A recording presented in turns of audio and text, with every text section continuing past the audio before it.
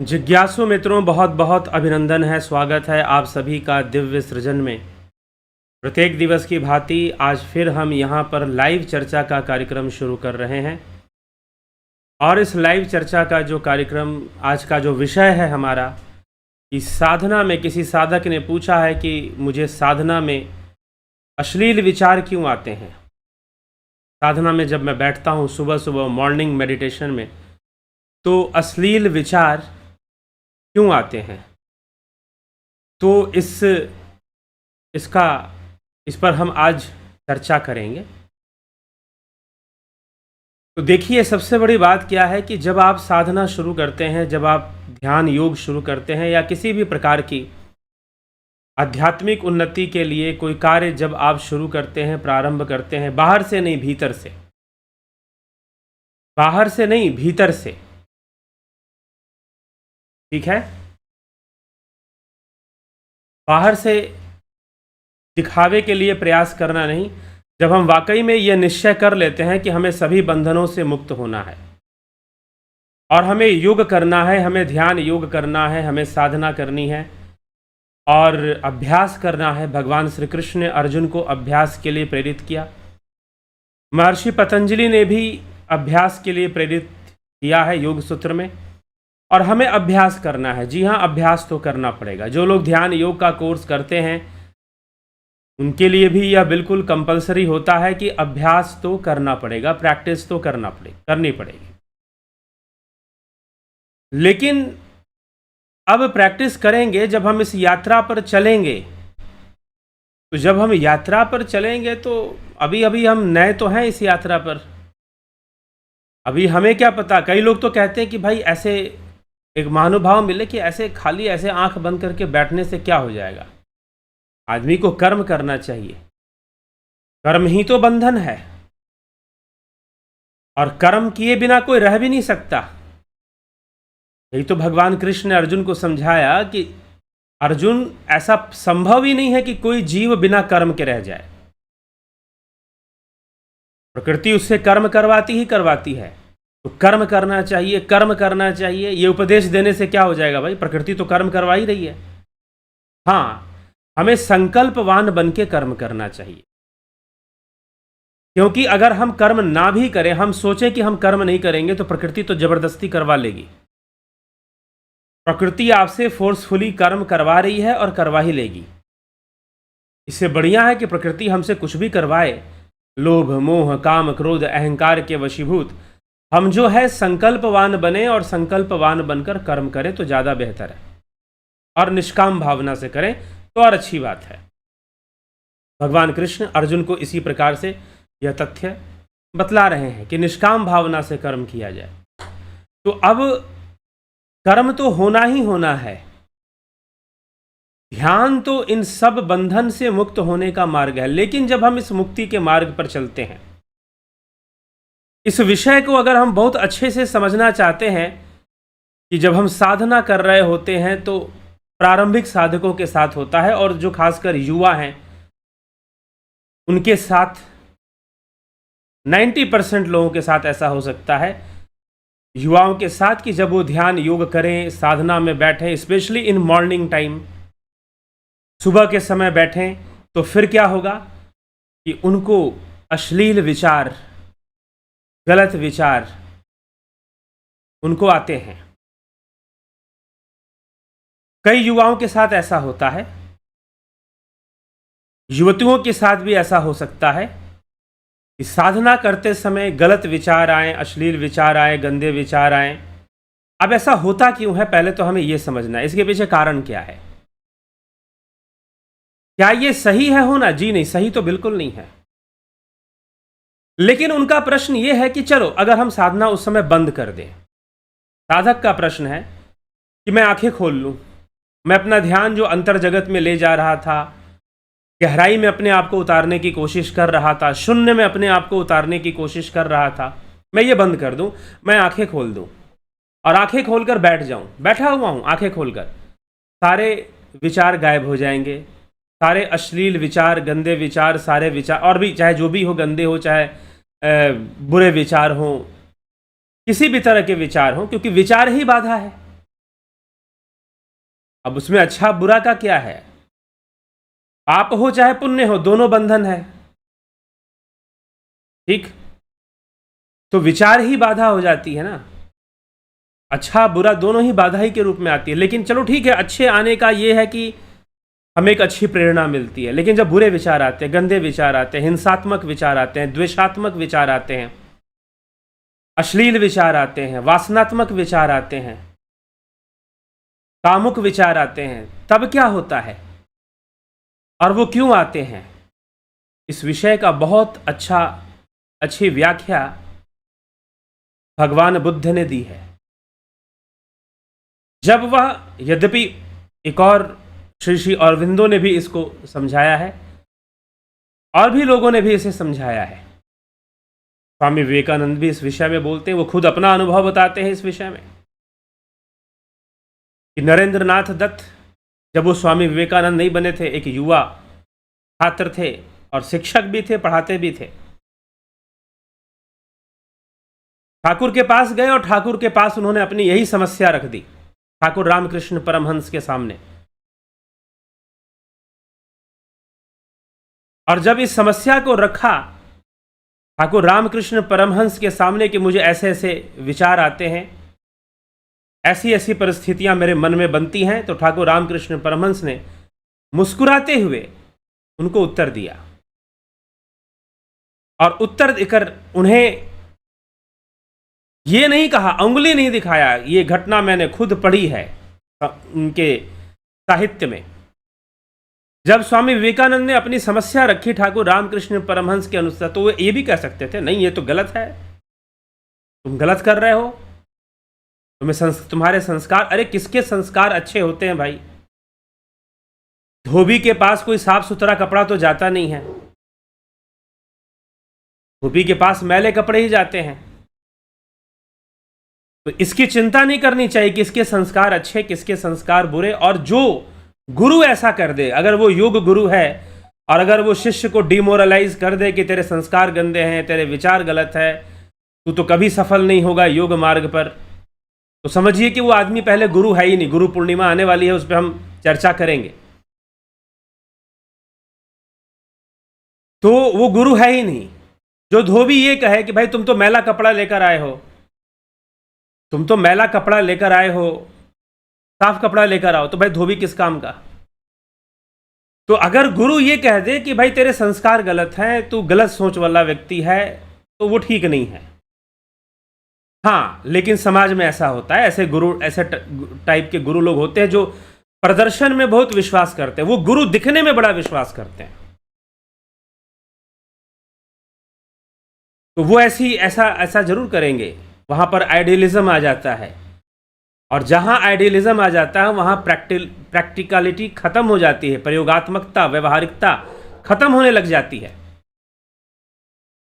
क्योंकि आप किसी आइडियल को मानकर चलना शुरू कर देते हो कि भाई ऐसा ही करना है, ऐसा ही बनना है, लेकिन आपकी जीवन की परिस्थितियां कुछ अलग हो सकती हैं।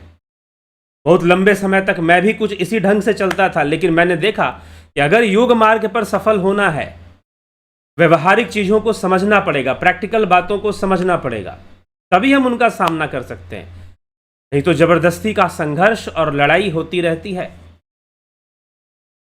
ठाकुर ने बड़ा सुंदर उत्तर दिया। ठाकुर रामकृष्ण परमहंस मुस्कुराते हुए बोले, ये तो प्राकृतिक है, ये तुम्हें नहीं होता, ये सबको होता है, लेकिन अभ्यास बनाए रखना है, एक दिन खत्म हो जाएगा।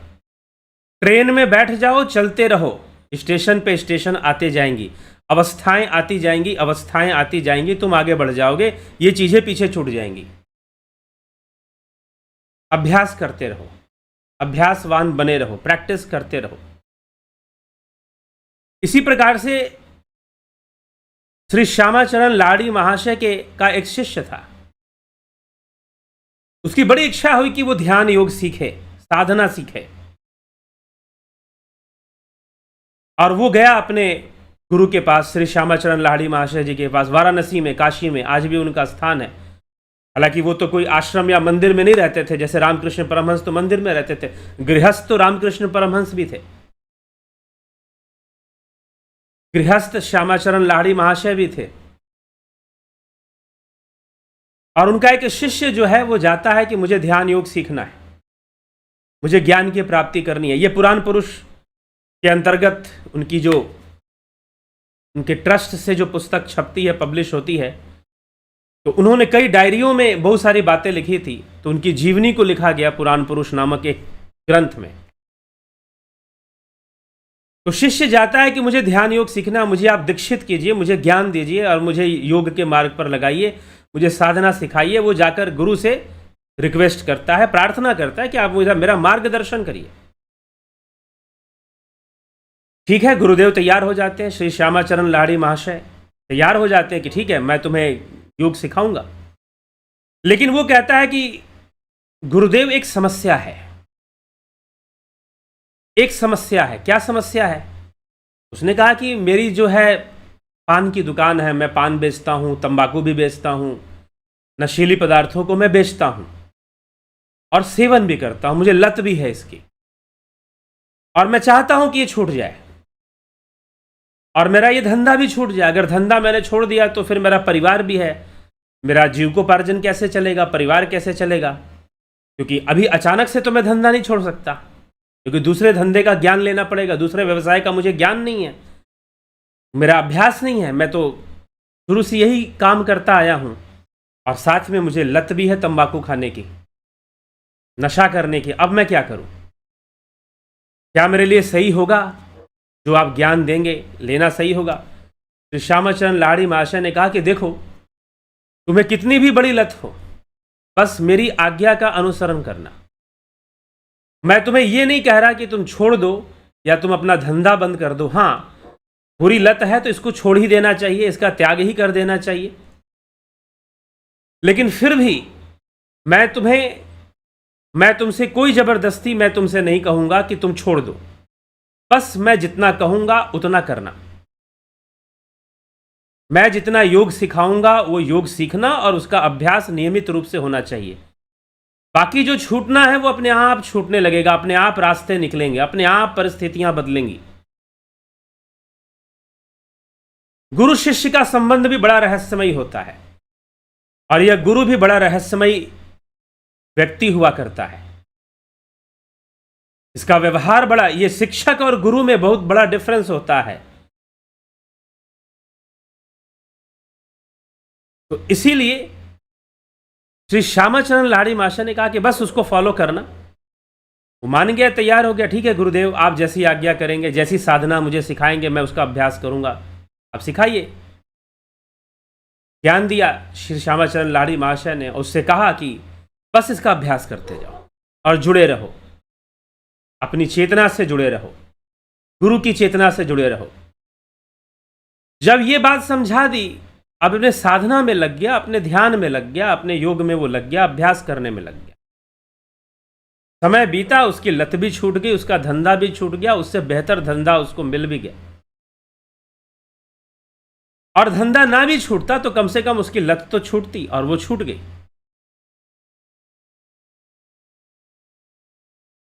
तो कहने का तात्पर्य यह है कि अगर आपके साथ ऐसा होता है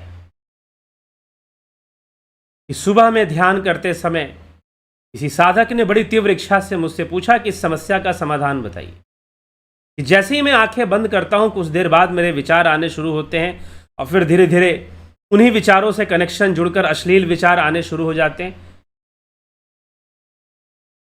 और फिर जैसे ही मैं आंखें खोल देता हूं, अगर मैं आंखें खोल दूं वो सारे के सारे विचार रुक जाते हैं। लेकिन आंखें जब खोलता हूं तो मेरा जो ध्यान लग रहा था, जो मैं अंतर्मुखी हो रहा था, इस जगत से अंतर जगत में जब मैं प्रवेश कर रहा था, वो प्रक्रिया कहीं ना कहीं रुक जाती है, वो प्रक्रिया कहीं ना कहीं स्टॉप हो जाती है। तो उसका हानि भी होता है। मुझे आंखें खोलने से मेरा ध्यान बिखर गया, बहिर्मुखी हो गया। एक तो मैं अंतर्मुखी हो रहा था, और लेकिन आंखें बंद करता हूं तो वैसे विचार आने शुरू हो जाते हैं, वैसी समस्या आनी शुरू हो जाती है। अब इसका क्या उपाय हो सकता है? इसका कोई निश्चित उपाय नहीं है बंधु। एक ही उपाय है कि आप संघर्ष करो। बुद्ध जब ज्ञान को प्राप्त हो रहे थे, बुद्धत्व को प्राप्त हो रहे थे, तुरिया को प्राप्त हो रहे थे, समाधि को प्राप्त हो रहे थे, उस समय उनके ऊपर मारा का आक्रमण हुआ। मारा ने कई रूप में आक्रमण किया, और यह मारा का आक्रमण हर योगी पर होता है, हर साधक पे होता है। कोई ऐसा नहीं जिस पर मारा का आक्रमण न हो। इसीलिए मारा के आक्रमण से बचना है तो अपनी एकाग्रता क्या है? एकाग्रता ही ब्रह्मास्त्र है, ध्यान ही ब्रह्मास्त्र है। जैसे जैसे चेतना का विकास होगा वैसे वैसे आपकी एकाग्रता विकसित होती जाती है और आप एकाग्र भूमि को प्राप्त होते हैं। महर्षि व्यास ने योग सूत्र के भाष्य में पंचभूमि की चर्चा की है। मूढ़ भूमि, क्षिप्त भूमि, विक्षिप्त भूमि, एकाग्र भूमि और निरुद्ध भूमि, ये 5 भूमियां बताई हैं महर्षि व्यास ने योग सूत्र के महाभाष्य में। तो जब आप एकाग्र भूमि को प्राप्त कर जाते हो, ये जो 3 भूमियां हैं, मूढ़ भूमि, क्षिप्त भूमि और विक्षिप्त भूमि। मूढ़ भूमि में तमोगुण हावी होता है, क्षिप्त भूमि में रजोगुण हावी होता है, विक्षिप्त भूमि में होता है। लेकिन इन तीनों गुणों से परे की जो अवस्था है वो एकाग्र भूमि है, और एकाग्र भूमि के अलावा निरुद्ध भूमि है जो आखिरी अवस्था है, निरुद्ध भूमि। ये 5 भूमियों की चर्चा ऋषि व्यास ने योग सूत्र भाष्य में किया है। तो 5 भूमियों की चर्चा मिलती है। तो जब आप ध्यान योग का अच्छे से अभ्यास करते हो और जब आप एकाग्र अवस्था में चले जाओगे तो ये चीजें आपको परेशान करना बंद कर देंगी। ये किस अवस्था में होगी? मूढ़ा अवस्था में। अभी चित्त मूढ़ा, भले ही आप समझ गए हैं कि मुझे ध्यान योग करना है, लेकिन आपका जो चित्त है वो मूढ़ अवस्था में है। और दूसरा, ये आना स्वाभाविक है क्योंकि एक बायोलॉजिकल प्रेशर भी होता है।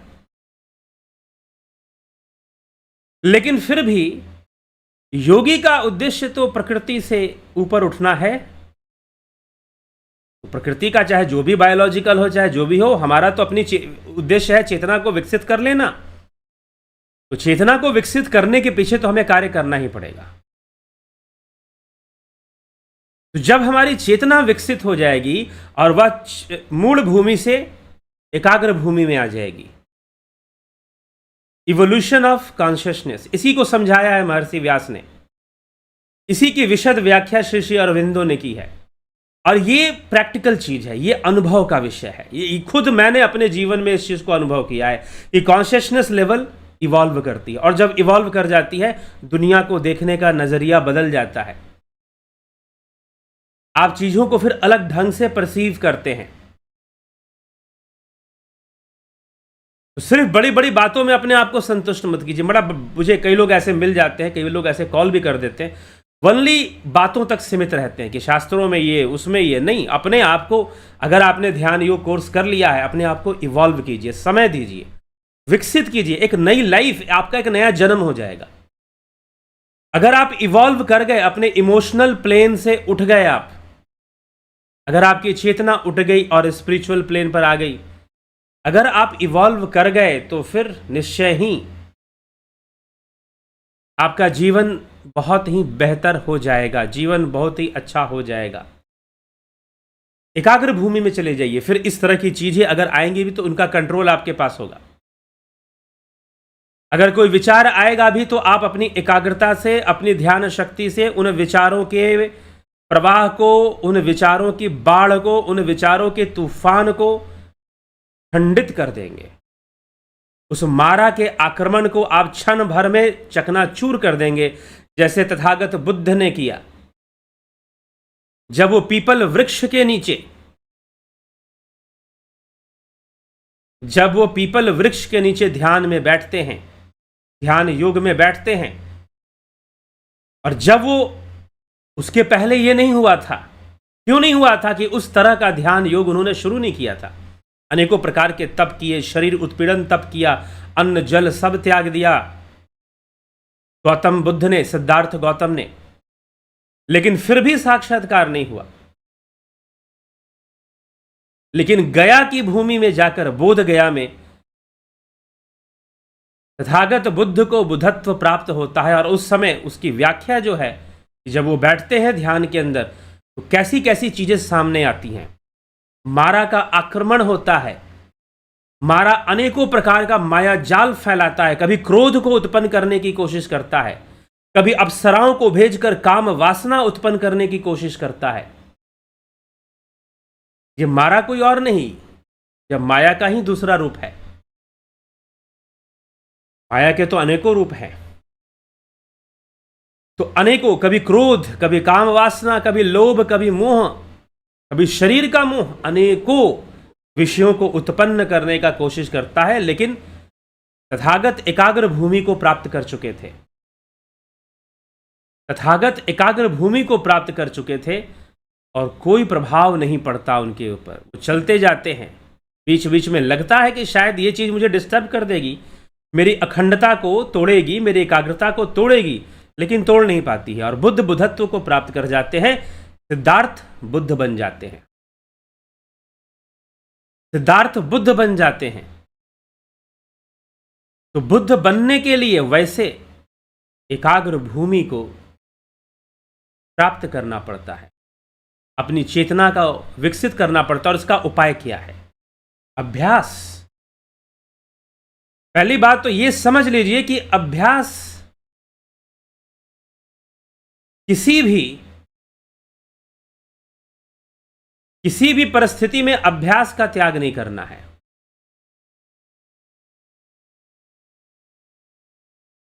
किसी भी परिस्थिति में अभ्यास का त्याग नहीं करना है, प्रैक्टिस का त्याग नहीं करना है, अभ्यास करना है, बैठना है ध्यान में। और यदि ऐसे विचार आए तो विचारों को खंडित करने के लिए पुनः प्रणव साधना में अपने आप को लीन करना है, प्रणव के वेग को बढ़ा देना है, अजपा गायत्री के वेग को बढ़ा देना है। और जैसे ही बढ़ाओगे, सारे विचारों का तूफान खत्म हो जाएगा, डिस्ट्रॉय हो जाएगा। आंखें भी खोलने की जरूरत नहीं है। सुबह हम लोग ध्यान योग का अभ्यास करते हैं, उसमें अगर बैठे साथ में तो बहुत सारी समस्याओं का समाधान हो जाएगा। तो बता दिया जाता है कि विचारों के तूफान, अब विचार कैसे भी हो, अश्लील भी हो सकते हैं, गुस्से वाले भी हो सकते हैं, इमोशनल भी हो सकते हैं, बहुत तरह के थॉट्स आपके हो सकते हैं, भावुक विचार भी आ सकते हैं। लेकिन उन विचारों को अपने ऊपर हावी होने नहीं देना है, और अपनी एकाग्रता को बनाए रखना है, अपनी अखंडता को बनाए रखना है। ये मात्र अभ्यास और टेक्निक से पॉसिबल है। ट्रिक, टेक्निक मतलब युक्ति, युक्ति को अपनाना है। ठीक है, गुरु का कार्य है युक्ति को प्रदान करना, युक्ति को अपनाना है, टेक्निक को अपनाना है, और अभ्यास करना है, प्रैक्टिस करना है। धीरे धीरे वह विकसित होता है, धीरे धीरे वह डेवलप होता है, विकसित होता है। जब तक हम अभ्यास नहीं करेंगे और समझेंगे नहीं कि भाई इस चीज को कैसे हटाना है, तब तक ये चीजें आएंगी, क्योंकि हम मूढ़ अवस्था में हैं। लेकिन जब हम एकाग्र भूमि को प्राप्त हो जाएंगे, तो इन सभी चीजों को हटा पाना, रोक पाना बहुत सरल हो जाता है, बहुत आसान हो जाता है। और ध्यान में फिर ध्यान ही होता है। ठीक है, बाकी कर्म में आपके कई कर्तव्य हो सकते हैं, आप कैसे जीवन में हैं, उस जीवन के अनुसार बहुत सारी परिस्थितियां आपके जीवन में हो सकती हैं। आप अपने कर्म कर्तव्य करेंगे, लेकिन जब ध्यान करेंगे तो सिर्फ ध्यान ही होना चाहिए। जब ध्यान करेंगे तो सिर्फ ध्यान ही होना चाहिए, दूसरा कुछ नहीं होना चाहिए। ठीक है, तो यह महत्वपूर्ण विषय हमें समझना है, इस बात को हमें अच्छे से समझ लेना है, क्योंकि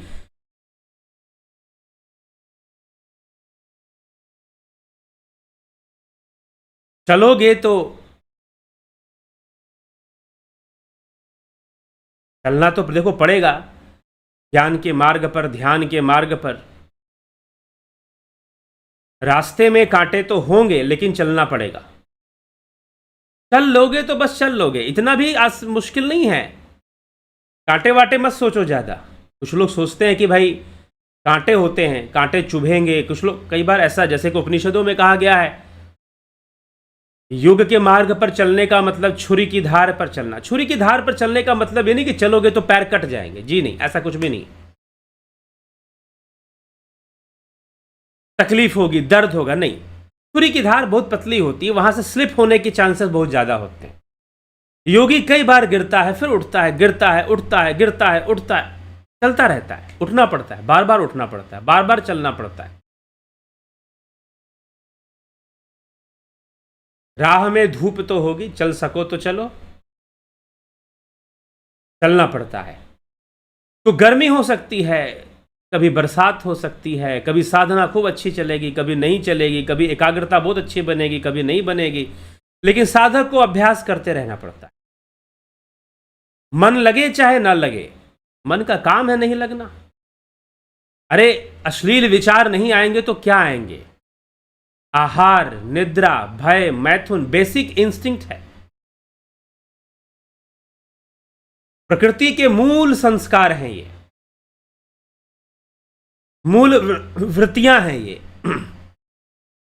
किसी भी योनि में हो जीव, चाहे मनुष्य योनि में हो, चाहे पशु योनि में हो, किसी भी योनि में हो जीव, किसी भी योनि में हो, आहार, निद्रा, भय और मैथुन, ये चार चीजें उसके साथ हमेशा रहती। जीव चाहे किसी भी योनि में हो, आहार, निद्रा, भय, मैथुन, ये चार चीज तो उसके साथ हमेशा रहती ही रहती हैं। तो फिर क्यों नहीं अश्लील विचार आएंगे? क्यों नहीं गंदे विचार आएंगे? क्या आएगा? अंदर में जो पड़ा है वही तो निकल कर आएगा। हमारे सब कॉन्शियस माइंड में, अवचेतन में जो पड़ा है, जन्मों जन्म के संस्कार पड़े हैं, जन्मों जन्म के कर्म पड़े हैं। मधुमक्खी के छत्ते की तरह जब आप ध्यान करते हो तो क्या करते हो? आप उस मधुमक्खी के छत्ते को छेड़ देते हो। एक साधक ने बहुत अच्छे से इस विषय पर चर्चा की और उसने कहा कि सर जब मैं ध्यान नहीं करता हूं तो ऐसा कुछ भी नहीं होता, कोई अश्लील विचार मुझे परेशान नहीं करता।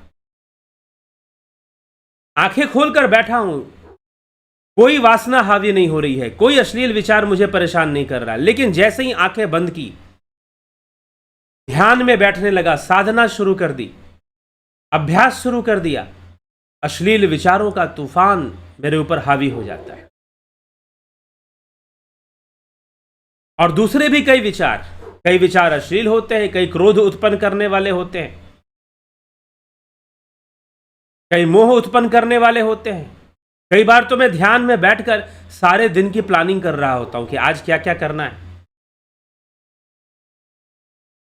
कई बार तो मैं छुट्टियों में अपने वेकेशन में टूर प्लान कर रहा होता हूं कि आज कहां जाना है, कहां घूम के आना है, किधर घूम कर आना है। वेकेशन हो रही है, छुट्टी आ रही, तो उसको प्लान करता हूं। कब प्लान करता हूं? जब ध्यान में बैठ जाता हूं, और प्लानिंग बड़ी अच्छी होती है, एकाग्रता है, लेकिन ध्यान तो रुक गया, बहुत तरह के विचार आ गए, बहुत तरह की परिस्थितियां बन गई। तो ये सारी दिक्कतें एक साधक के साथ आती हैं और स्वाभाविक हैं, प्राकृतिक हैं, होता है ये सब। क्योंकि हमारे सब कॉन्शियस माइंड में, बुद्ध कहा करते थे कि अगर मनुष्य के पिछले सभी जन्मों की अस्थियों को इकट्ठा कर दिया जाए, हड्डियों को इकट्ठा कर दिया जाए, तो हिमालय जैसा पर्वत बन जाए। इतनी बार जन्म ले चुका है और इतनी बार वो भोगों को भोगना, जन्म लेना, अनेक योनियों में बस आहार, निद्रा, भय, मैथुन, आहार, निद्रा, भय, मैथुन, ये तो चलता ही रहेगा ना।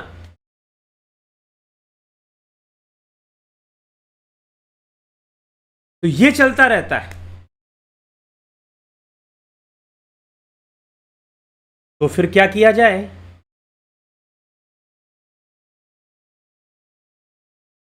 कैसे बचा जाए?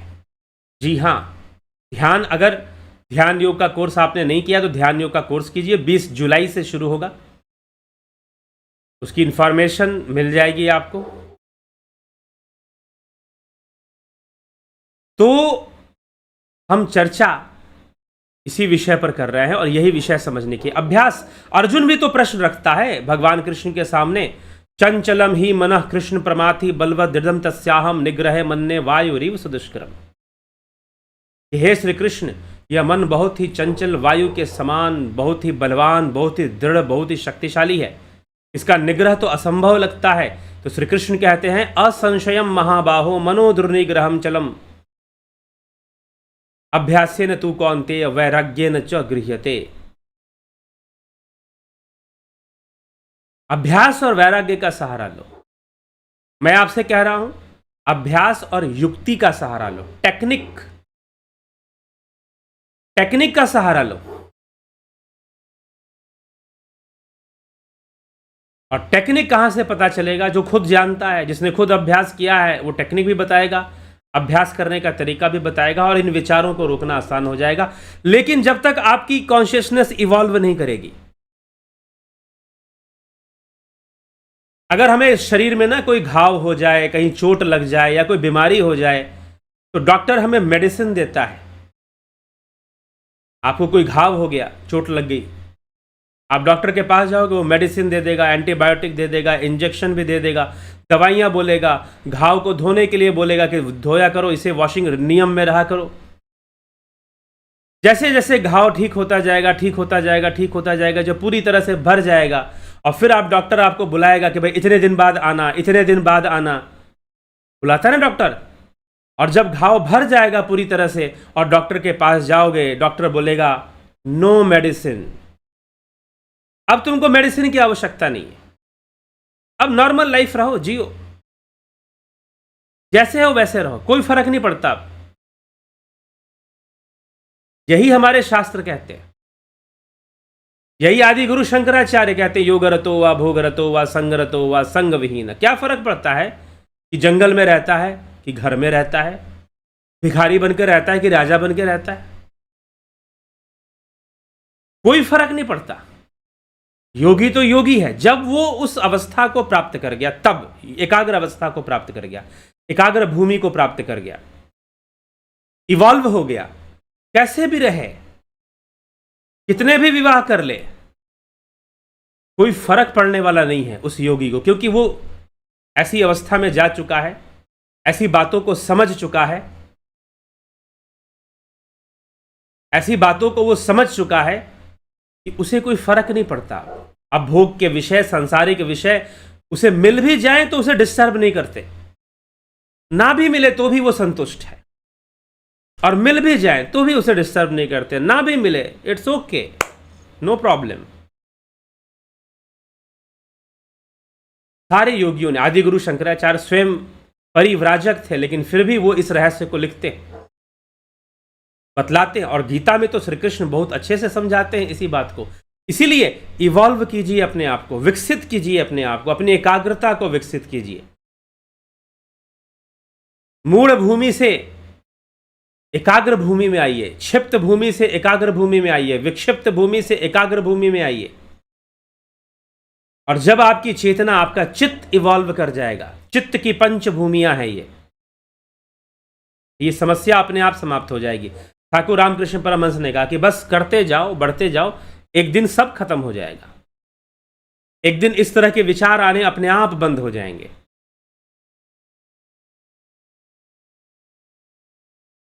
स्वामी विवेकानंद को समझाया ठाकुर रामकृष्ण परमहंस, अभ्यास करते जाओ, घबराने की जरूरत नहीं है,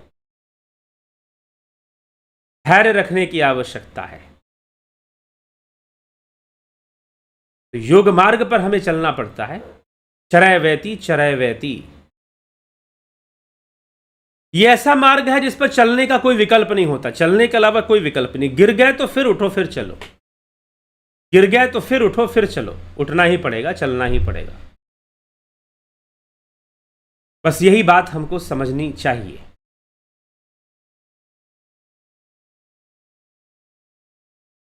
गुरुजी प्रणाम। प्रकृति पुरुष के मिलन को कैसे समझा जाए?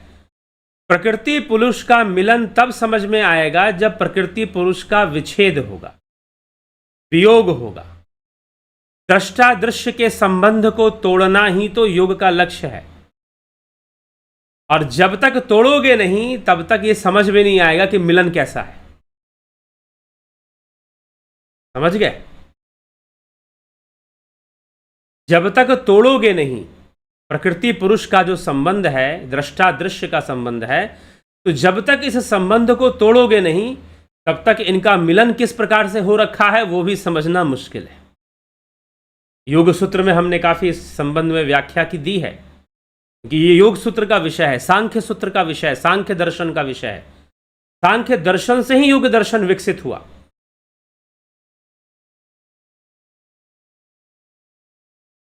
ठीक है? तो प्रकृति पुरुष का मिलन कैसा है, इसको अगर बढ़िया से समझना चाहते हैं, ध्यान योग का कोर्स कीजिए। जब आप स्वयं को प्रकृति के सभी विचारों और भावनाओं से अलग कर कर देखेंगे तो आपको समझ में आएगा कि मैं इस समय अलग हूं और इस समय मिलन में हूं। ठीक है? ऐसे नहीं समझ में आएगा। ध्यान योग का अभ्यास कीजिए। ध्यान योग का कोर्स ज्वाइन कर लीजिए 20 जुलाई से जो शुरू होगा। और ध्यान योग के अभ्यास से यू विल अंडरस्टैंड कि प्रकृति पुरुष कैसे अलग अलग है और वो अलग अलग हो सकते हैं। दृष्टा दृश्य का संबंध विच्छेद हो सकता है। संबंध तोड़ना ही योग का लक्ष्य है। योग सूत्र पढ़िए, उसमें यही बताया गया है। योगेश खैरनर या फिर योग सूत्र पर पूरी व्याख्या है चैनल पर, उसको सुनिए। ध्यान किसी दिन बहुत अच्छा होता है, किसी दिन अच्छे से नहीं हो पाता है, लेकिन अभ्यास नियमित करना चाहिए। इससे दृढ़ता बढ़ती रहती है और अनुभव का विकास होता जाता है। बिल्कुल 100% सही बात। सुधीर सिंह जामवाल, गुरुजी कृपा करो, जब भी ध्यान करता हूं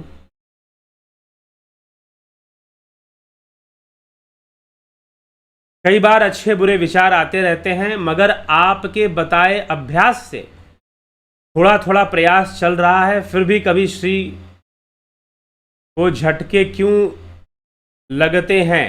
हाँ, अब निद्रा भी आती है। बहुत सारे विचारों को जब आप आगे बढ़ जाओगे तो आखिरी में निद्रा आपके ऊपर हावी होगी। कितना भी सो लो, ध्यान के समय अलग से नींद आएगी। ये भी मन का, ये भी तो आहार निद्रा भय मैथुन, ये चारों हावी होंगे भाई। अरे मैं बताऊं, एक भाई साहब ऐसे हैं, उम्र उनकी 50 साल की है, वो कहते हैं कि जब भी मैं ध्यान करता हूं मुझे भूख लग जाती है। ऐसे भूख नहीं लगती है, ध्यान में बैठूंगा मन करता है कुछ खा लूं। पता नहीं कमजोरी होनी शुरू हो जाती है कि क्या हो जाता है, मुझे भूख लग जाती है। कोई कमजोरी नहीं हो रही है। यही 4 चीजें जो आपके सबकॉन्शियस माइंड में है, आहार, निद्रा, भय और मैथुन।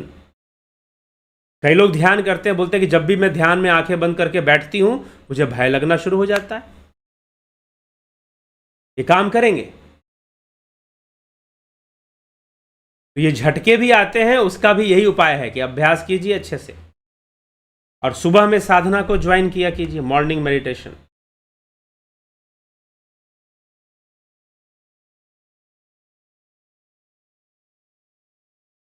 रामविलास जी, सर हम पहले जीवन के प्रति ग्रह समस्या से हमेशा अशांत रहते थे, पर अब ध्यान योग करने से सभी समस्या खत्म हो गया है और ग्रह भी नहीं परेशान करते। बिल्कुल ध्यान करोगे तो केतु शांत, राहु शांत, शनि देव प्रसन्न, गुरुदेव प्रसन्न, सूर्य प्रसन्न।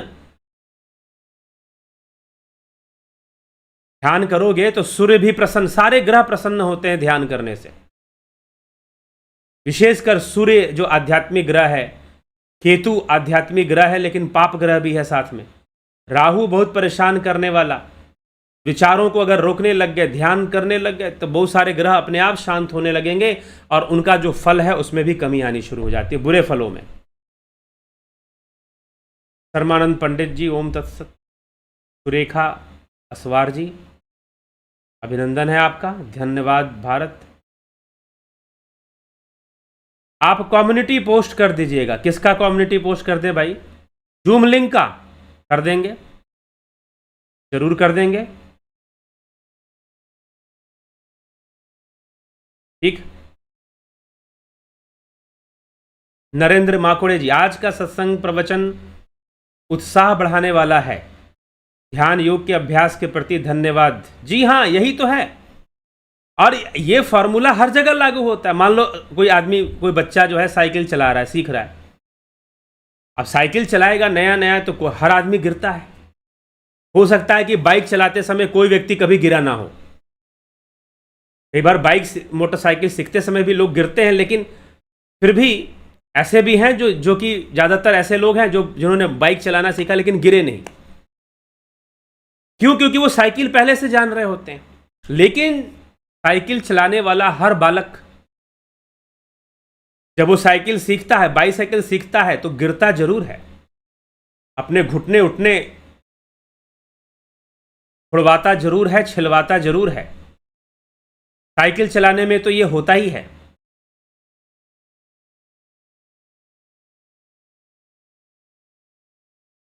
ठीक है, साइकिल चलाने में तो ये होता ही है जी, बिल्कुल होता है। तो वैसे ही अगर गिर गए तो गिरने के डर से अब चलाओगे ही नहीं, तो सारी जिंदगी साइकिल नहीं सीख पाओगे। साइकिल नहीं सीख पाओगे तो मोटरसाइकिल चलाने में भी दिक्कत, कार चलाने में स्टीयरिंग का एक्सपीरियंस ही नहीं आ पाएगा आपके पास। कार भी सीखने में दिक्कत। लेकिन जिसने साइकिल चला ली, हैंडल संभालना सीख लिया, उसके लिए बाकी गाड़ियों को सीखने में बहुत समय नहीं लगने वाला।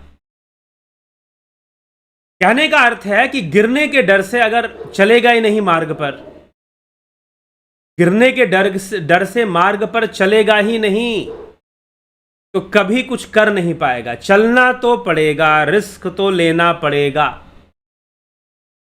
No risk no life. अब आलतू फालतू के रिस्क लेने के लिए मैं नहीं कह रहा हूं। ठीक हो, अगर साइकिल चलानी है, सीखना है, गिरेगा, लेकिन गिरकर उठना पड़ेगा, दोबारा साइकिल पकड़नी पड़ेगी, चलना पड़ेगा। और जब वो चलेगा, अभ्यास करेगा, तो सीख भी जाएगा। वो तो साइकिल है। ये तो जन्म मरण, जन्मों जन्म का सिद्धांत यहां लागू हो रहा है। ध्यान योग में अभ्यास करना पड़ेगा, अभ्यासी बनना पड़ेगा। अर्जुन के लिए यही नियम था भाई। हमारे लिए नियम थोड़ी ना बदल जाएगा, हमारे लिए नियम नहीं बदल जाएगा। तो इसीलिए बस चाहिए क्या? युक्ति चाहिए, टेक्निक चाहिए, और टेक्निक का अभ्यास करना पड़ेगा। टेक्निक जो खुद जानकार है, जिसने खुद उस टेक्निक का अभ्यास कर लिया है, कई वर्षों से अभ्यास कर कर देख चुका है, वो आपको बता देगा कि भाई कैसे अभ्यास करना है। हाँ, ऐसे लोगों से मत अभ्यास सीखा करो जो कि कहीं से कॉपी पेस्ट कर लेते, चलो भाई हम इधर से। आजकल क्या है ना कि बहुत सारे लोग जो हैं इस रास्ते में, ये कथावाचक होना और मेडिटेशन ट्रेनर होना, ये सब एक प्रोफेशन की तरह भी समझते हैं। उनके खुद का अभ्यास परिपक्व नहीं होता और सिखाना शुरू कर देते हैं। ऐसी भी समस्याएं आ जाती हैं। तो अभ्यास करते हुए जिसने खुद देखा है, चलते हुए देखा है, तो वो आपको कुछ चला सकता है, वो आपको कुछ बता सकता है। तो इसलिए हमें जागरूक होना है और अभ्यासी बनना है। समस्या का समाधान जरूर मिलेगा। चेतना विकसित होगी, और जब चेतना विकसित होगी तो बहुत आनंद और बहुत खुशी आपको जीवन में मिलती है, बहुत रिलीफ। जैसे अभी रामविलास जी ने कहा कि मैं बहुत रिलीफ महसूस करता हूं। ग्रहों के कारण मैं समस्या में रहता था, लेकिन अब जब से ध्यान योग कर रहा हूं, कई सारी समस्याएं, कई सारी परेशानियां मेरी दूर हो चुकी हैं। जी हां, आप मन से रिलीफ महसूस करना शुरू कर देंगे तो प्रकृति में, बाहर में जो चीजें हैं वो भी बदलना शुरू हो जाएंगी। और गुरु की चेतना से जुड़े रहे, योगी की चेतना से जुड़े रहे, तो उसका भी लाभ मिलना शुरू हो जाता है।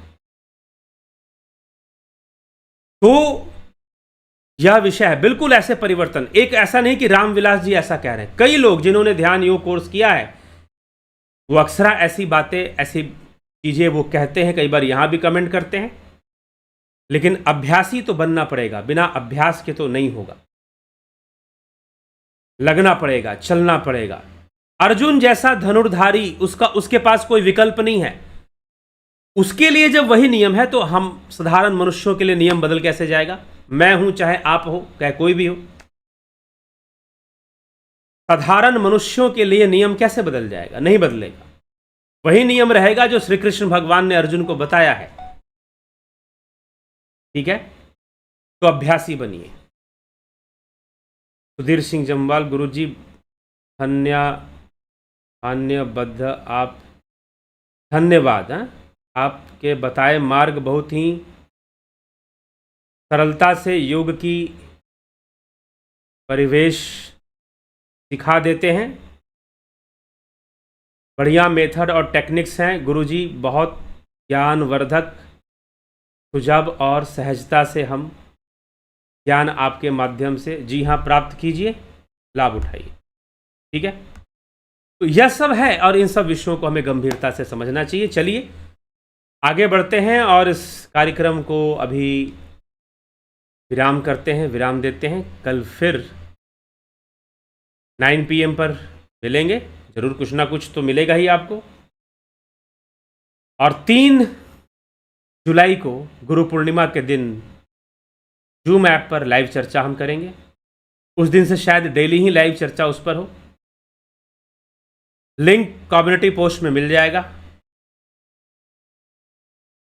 चलिए तो अभी विराम देते हैं, आपसे विदा लेते हैं। कल फिर मिलते हैं 9 PM लाइव चर्चा पर। बहुत बहुत आभार आप सभी का।